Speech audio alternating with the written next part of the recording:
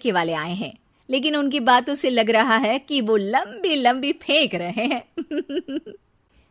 हमारे यहाँ 5 कार हैं, 7 बाइक्स हैं, फिर भी हम बस से आए हैं। वो क्या है ना कि हमें दिखावे का बिल्कुल शौक नहीं है। बड़ा नेक ख्याल है बेटा। लेकिन खुद की गाड़ी में बैठना दिखावा थोड़ी ना होता है।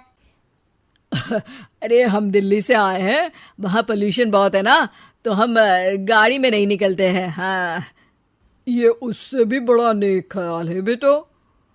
लेकिन अगर आपको पोल्यूशन की इतनी चिंता है तो घर में 5 कार और 7 बाइक क्यों रखी है?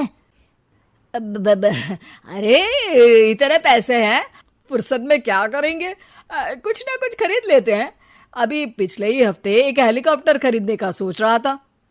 तो क्यों नहीं खरीदा? अरे उसके पंखे हवा ज्यादा देते हैं, हमारी माँ को ठंड बहुत लगती है ना, अब बुजुर्गों का ध्यान रखना पड़ता है ना। अरे वाह वाह, ये तो बहुत बड़ा, ऊंचा और नेक ख्याल है। हम कैसे मान ले कि ये लोग झूठ नहीं बोल रहे हैं? अरे हमारा परिवार झूठ नहीं बोलता। दिल्ली शहर में किसी से भी पूछ लीजिएगा, हमारे बेटे का बड़े लोगों में उठना बैठना है। हाँ। अरे छोटो चुप रह, इतने बड़े लोग हैं, झूठ क्यों बोलेंगे? हमारी फैक्ट्री है, और ऐसी फैक्ट्री कि यहाँ ग्राहक आया, इधर सामान बनाया जल्दी जल्दी, और हम हर काम ना जल्दी करते हैं। हाँ वही तो, तब जल्दी जल्दी अपनी बेटी का हाथ हमारे बेटे के हाथ में दे दीजिए। दिव्या के पिताजी दिव्या के भाई छोटू की एक भी बात न मानते हुए दिव्या की शादी दिल्ली के इस फेंकू परिवार में करवा देते हैं। जब दिव्या ससुराल पहुंचती है तब, आपकी कार्स और बाइक्स कहाँ है? मुझे बाहर जाना था किसी काम से। कार और बाइक्स? कौन सी कार और बाइक्स? अरे जब आप मुझे देखने आए थे तो कहा था ना कि आपके यहाँ 5 कार्स हैं और 7 बाइक्स हैं। हाँ हाँ, उस दिन थी, आज नहीं है। है? आज कहाँ गई? अरे जिनकी थी वो ले गए। मतलब वो आपकी नहीं थी? आपने तो कहा था हमारे घर पर है। हाँ घर पर थी, बाबूजी का एक पार्ट टाइम काम है, कार और बाइक धोने का। उस दिन घर पे 5 कार और 7 बाइक्स थी तो बोल दिया था। अरे झूठ थोड़ी ना बोला है, जैसा था वैसा बोल दिया। और वो हेलीकॉप्टर खरीदने वाली बात, वो झूठ थी क्या? अरे बिल्कुल नहीं, शहर में एक नई कंपनी आई है पंखे की, जिसके पंखे बड़े हैं, कंपनी का नाम हेलीकॉप्टर रखा है। जब लेने गए तो हवा बहुत तेज फेंक रहा था, तो माँ ने बोला ठंडी लगेगी बेटा।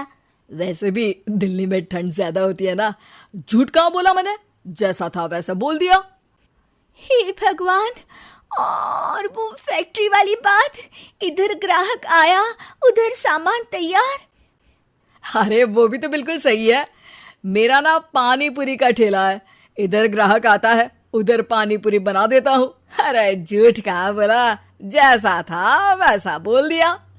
हे राम, मेरे तो कर्म फूट गए। आपने तो कहा था कि आप लोगों का बड़े लोगों में उठना बैठना है। अरे है तो, पहले मैं बहुत बड़े लोगों के यहाँ नौकर था, जब भी कोई गलती करता तो वो मुझसे उठक बैठक लगवा देते।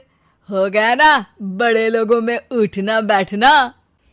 दिव्या अपने साथ हुए धोखे पर रोने लगती है और ठान लेती है कि वो ससुराल वालों को लाइन पर लाकर ही रहेगी और उनकी ये झूठ बोलने वाली आदत छुड़वा कर रहेगी।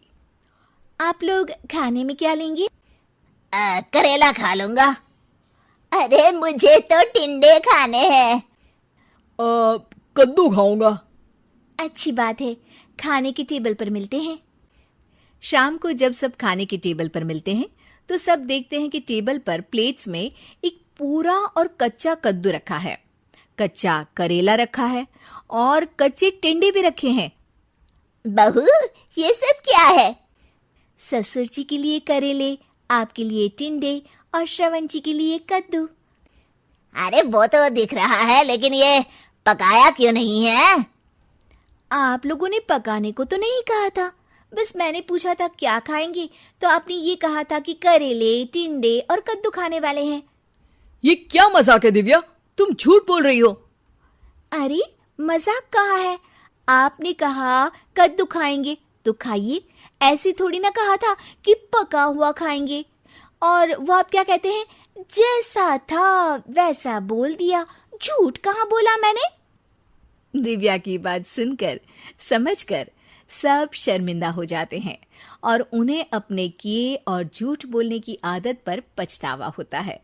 दिव्या समझदारी दिखाते हुए उन्हें सच के रास्ते पर चलने और किसी से मजाक में भी झूठ ना बोलने की सीख देती है और उनके काम में मदद करके उनके काम को और बड़ा बनाने में मदद करने लग जाती है।